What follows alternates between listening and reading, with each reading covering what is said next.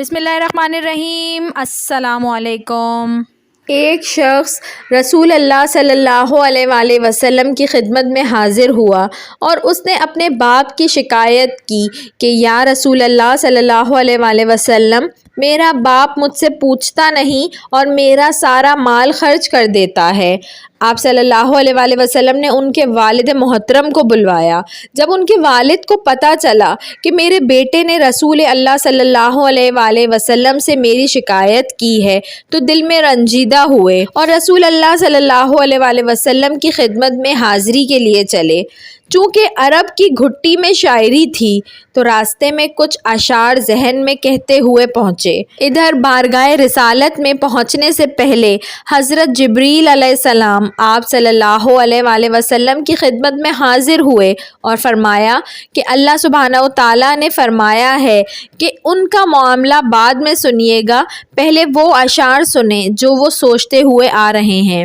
جب وہ حاضر ہوئے تو آپ صلی اللہ علیہ وآلہ وسلم نے فرمایا کہ آپ کا مسئلہ بعد میں سنا جائے گا، پہلے وہ اشعار سنائیے جو آپ سوچتے ہوئے آئے ہیں۔ وہ مخلص صحابی تھے، یہ سن کر وہ رونے لگے کہ جو اشعار ابھی میری زبان سے بھی ادا نہیں ہوئے، میرے اپنے کانوں نے ابھی نہیں سنے، آپ کے رب نے وہ بھی سن لیے اور آپ صلی اللہ علیہ وآلہ وسلم کو بتا بھی دیا۔ آپ صلی اللہ علیہ وآلہ وسلم نے فرمایا کہ وہ کیا اشعار تھے، ہمیں سنائیں۔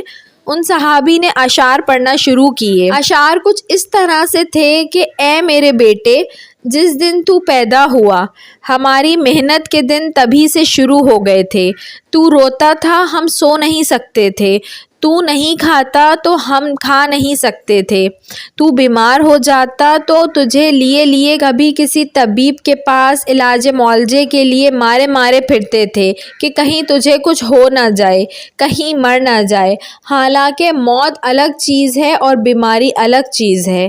پھر تجھے گرمی سے بچانے کے لیے میں دن رات کام کرتا رہا کہ میرے بیٹے کو ٹھنڈی چھاؤں مل جائے، ٹھنڈ سے بچانے کے لیے میں نے پتھر توڑے، تغاریاں اٹھائیں کہ میرے بچے کو گرمی مل جائے، جو کمایا تیرے لیے، جو بچایا تیرے لیے، تیری جوانی کے خواب دیکھنے کے لیے میں نے دن رات اتنی محنت کی کہ اب میری ہڈیاں تک کمزور ہو گئی ہیں، لیکن تو کڑیل جوان ہو گیا ہے۔ پھر تجھ پر خزاں نے ڈیرے ڈال لیے لیکن تجھ پر بہار آ گئی، میں جھک گیا تو سیدھا ہو گیا، اب میری خواہش اور امید پوری ہوئی کہ اب تو ہرا بھرا ہو گیا ہے، چل اب زندگی کی آخری سانسیں تیرے چھاؤں میں بیٹھ کر گزاروں گا۔